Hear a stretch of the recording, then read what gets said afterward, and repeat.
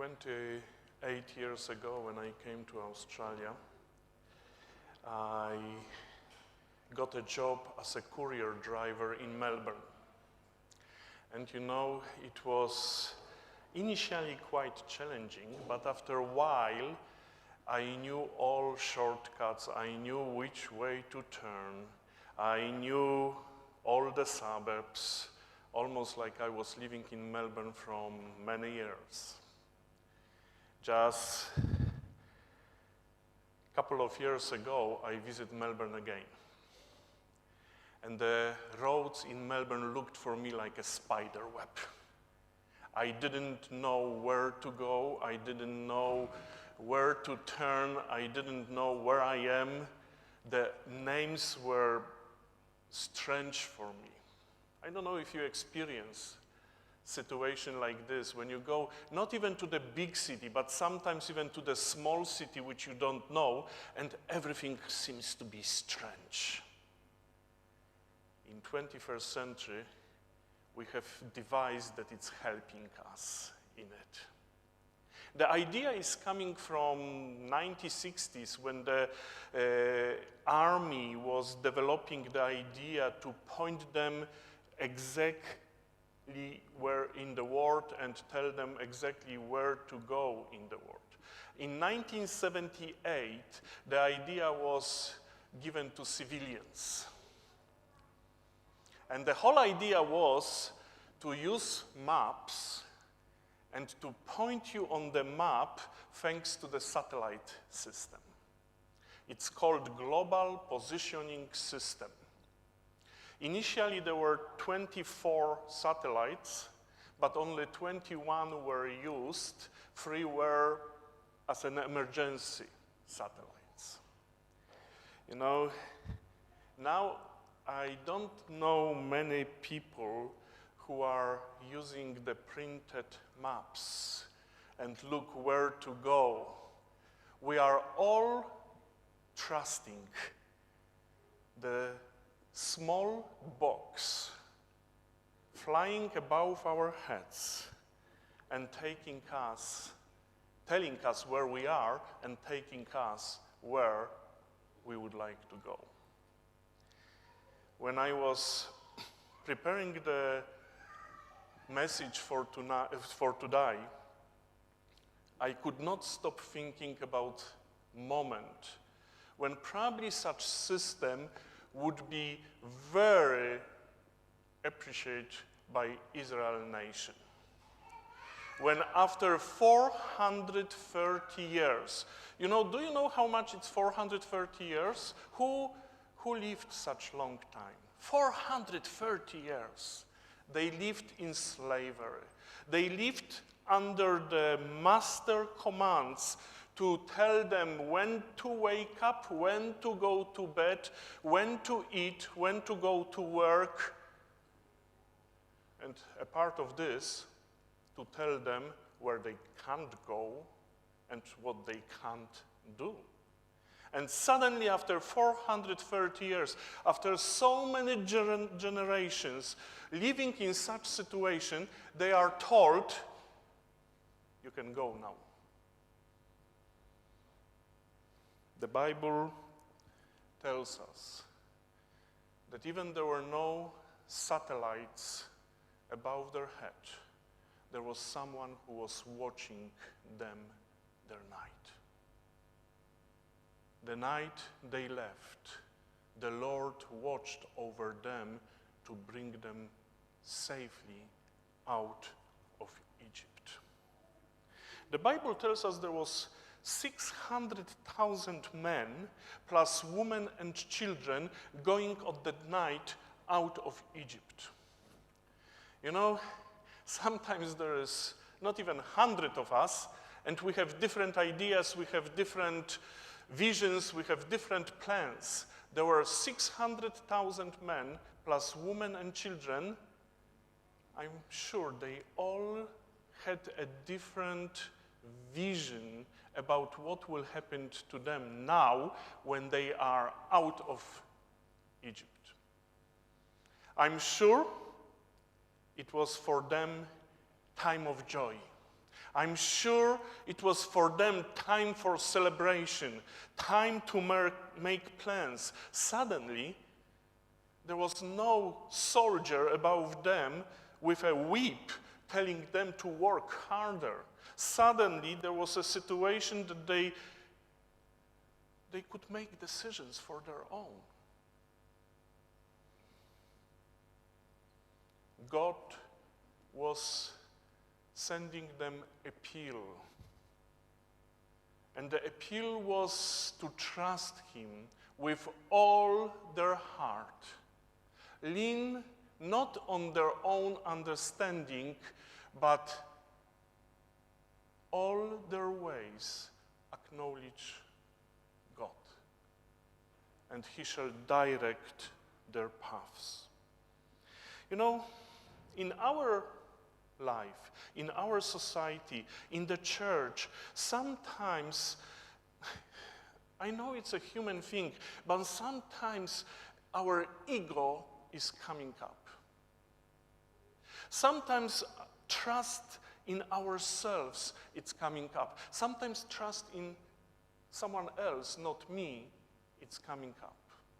It's like when you drive your car, and to make sure that you know where to go, you will not use one device, but you will use a couple of devices, or few devices, to make sure that you will reach destination.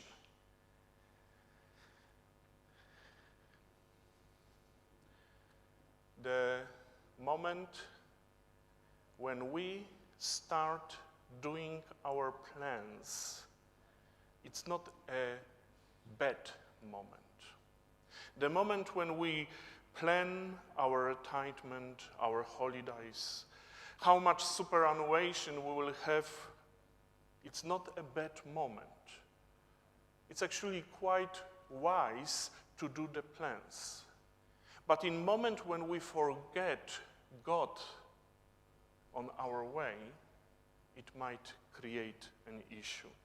The story of Israel tells us that they could go to the promised land in the very direct way. However, they were told to go into the roundabout, to go much longer way that they should. You know, some people may ask in the 600,000 men plus women and children, what's the point? But the Bible tells us that God led them in a roundabout way through the wilderness toward the Red Sea only because he wanted to protect them from Philistines. Philistines was another nation that was just waiting to come against Israel and fight with them and have war with them. And God knew that the newborn nation will not be strong enough to face the army and to face the battlefield. So he was guiding them around. But you know, the Bible actually pointing to us, and different translation telling us in the different way, but the common sense is the same. The Bible tells us that in this joyful and full of hope and vision future, there was one issue among Israelites. In chapter 14, we reading, the Lord made the king, the Pharaoh, so stubborn that he went after them. And even though the Israelites proudly went on their way, there was a pride. Some translation says that because they were walking out of Egypt, they were walking with their arms pointing high. They were so happy, there was no obstacle on their way to stop them. They had leaders, they had people who were guiding them, and they knew that now when they do not have soldier above them, everything will be okay. But the GPS took them to the Red Sea. I remember with my wife, I was privileged to go for holiday last year to Europe. And we stopped in Italy and we hired a car, deciding that we must go to Vesuvius and go to the top of the volcano that destroyed Pompeii one time. And you know, Italy was like a spider web, the roads. And it was even worse because wherever you went, they didn't talk to you in English, they talked to you in Italiano. I remember when we were using motorways and you had to pay to pass the motorway, and the system was so difficult that I was just waiting for arrivederci. When I heard arrivederci, I just drive through because I knew I can go. But one day when we were going to see Vesuvius, I put my GPS on and I type in the peak of Vesuvius. We were so excited with Mirella. We were driving through the different little towns, cities.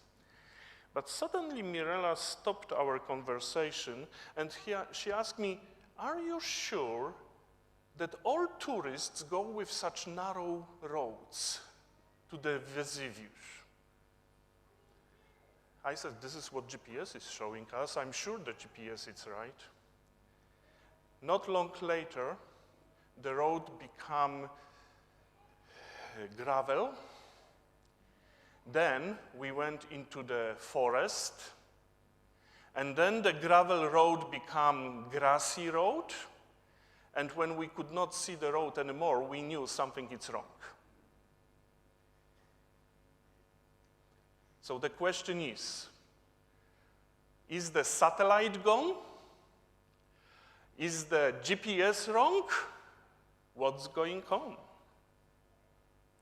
You know, in time of Israel, when they came to the Red Sea, they checked if their satellite is still there. And the verse tells us that they were so frightened that they cried to the Lord for help. When we face difficulties in our life, we cry to the Lord for help. When we face sickness in the family, we cry to the Lord for help. When we face obstacle, we cry to the Lord for help. The question is, what we do if we do not hear the response? What we do if we call God and cry to Him for help and the heavens are quiet? Do we still trust Him that He is there? Do we still trust Him that He is watching over us? Do we still trust Him that He loves us and He will take us through the future, doesn't matter what?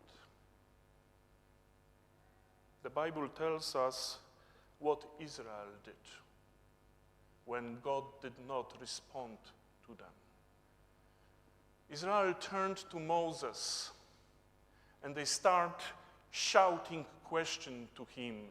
Why did you bring us out here to die in the wilderness? What have you done to us? Why did you make us leave Egypt? Leave us alone, Moses. Let us be slaves to the Egyptians. It's better to be a slave in Egypt than a corpse in the wilderness. When you do not hear God's response, Are you turning toward compliance and looking who is guilty and fear that he is not up there? Or you trust him still? Or you believe him in no matter what? As human beings, we have our physical eyes. And when we see GPS that takes us to promised Canaan, when we see that God is leading us, we see on the map of our life that the point is moving us and the distance is shortening and the arrival time is there, we are okay. But when something is going wrong, do we still trust he is watching us? Ellen White said that if God will open our spiritual eyes just for a short time to see what's going on around us, our life would never ever be the same. You know, when we're using this small device in our 21st century situation, how many of you think, how does it work?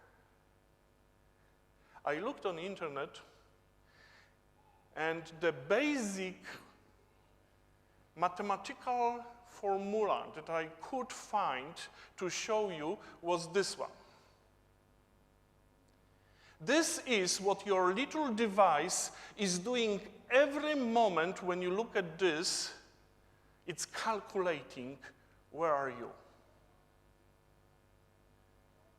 If God would open our spiritual eyes, would we understand what he is doing in the background to take us safely through our life?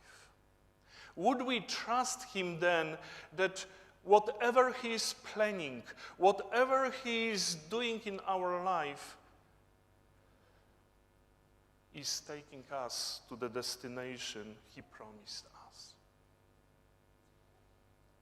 Sometimes we are concentrated so much on our physical eyes. Sometimes we judge people from what we see. Sometimes we judge our situation from what we see. Sometimes we look at the church and we make plans only based on what we can observe and what we can see. Do we take into account what God is doing in the background in our life? Moses, when he noticed what Israel is doing, when he noticed that turning from crying to God, they turned into blaming God for what happened, he had appeal to them. And the appeal was very simple. Do not be afraid. Just stand still and watch the Lord rescue you today. The Egyptians you see today will never be seen again. The Lord himself will fight for you. Stay calm.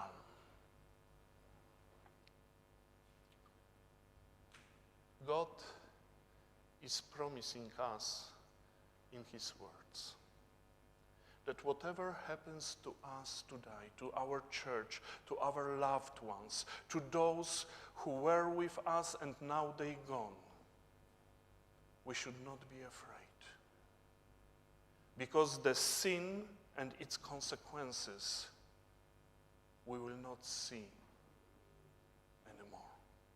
Because God will create the new heavens and the new earth.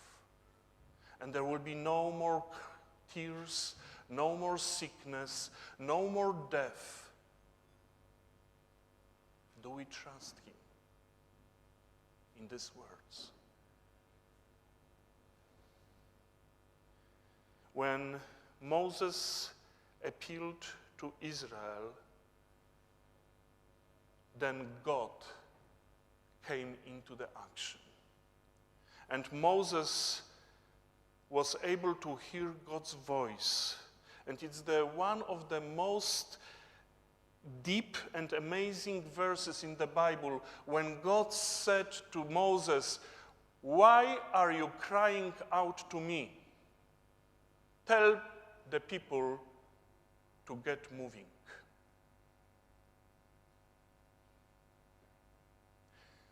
Why do we crying to God instead of trusting him, instead of make big faith in whatever he is doing and go forward in our life? The command that God is sending to us is go. Do not look at the obstacles. Do not look at the troubles. Do not look at something what stops you to trust him in the way that will take you away from him. Yesterday, we said final goodbye to our beloved George. And you know, I had amazing privilege to comfort family. And the topic that I chose was not ignore what's happened to you, but trust God. It's not stop crying, because Jesus wept when he saw the tragedy, because Jesus wept when he lost loved ones. But this never should stop us to trust him. The command is to go forward to the country where we will not see Egyptians anymore, when we will not see the consequences of sin anymore, to the country that there will be no more tears, no more sickness, no more death. Sometimes we may not see what waits for us in the future. We are speechless because we would never able to say a couple of weeks ago that we will be in such sorrow and sadness to die. This was, no one even could imagine this. Now when this moment came to us, do we have strong faith that God is still watching over us and his GPS is guiding us to the promised land? We are called to trust him. In 1 Chronicles, we see a beautiful appeal he has to us. He had appealed to Israelites, he has appealed to us. Do not be afraid or discouraged. For the Lord God, my God, is with you. He will not fail you or forsake you. In 1980s, during the Winter Olympics, they introduced one discipline that seems to be impossible. It doesn't seem to be anything strange in this. It's a sprint slalom when skiers are going down the slope on amazing speed. It's not just kilometers, it's tens of kilometers. But there is one thing in this picture that it's not obvious straight away. And the thing is that this man here in the orange vest It's called guide. And the man behind him, he is actually the true sportsman. There is only one thing: he is blind. It took hours for them to train it.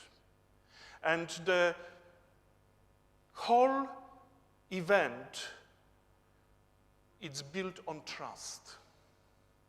The guide is going first, and the man behind him, not seeing even one thing, he's going behind the guide, and he is listening to the command: right, left, right, left. You know, when they come to the finish, it's almost a miracle. But it's only possible when the blind man is listening to the guide. If the blind man will question the guide, ignore the guide, it will be disaster. We are like the blind man. And God, in His love, is giving us direction. Right, left, right, left. There are obstacles on our way, but He is not telling us, give up, stop, there is no way to go. He is telling us, go forward. Right, left. Because at the finish, there is a promise that not only sin, sickness, tears, and death will be no more, but even we will be able to see those that we loved and passed away. And they will not go ahead of us, but on the voice of Archangel, we will meet them together in the clouds when Jesus Christ will come again. In situations that we are facing today, there is not really much we can say, but just to listen to God's commands. And God is telling to us, be still and know that I am God. You know, this verse, it's an amazing verse. It doesn't tell us, be still and believe that I will be next to you. Be still and believe that I will try to help you. Be still, do everything what you can, and I will come to help you. This verse, it's telling to us, be still and now believe that I'm God. Can you catch this? He is the God. The one who created us, the one who is above anything we can see, the one who sent His only and begotten Son, that whoever believes in Him will not perish but have eternal life. He is the God.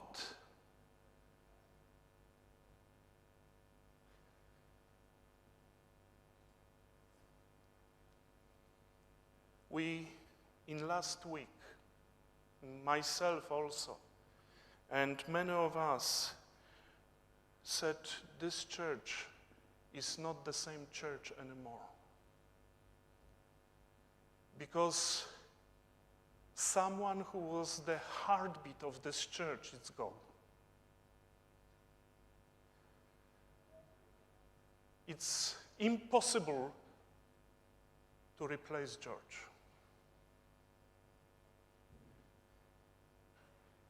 But God is telling to us today, go forward and know that I am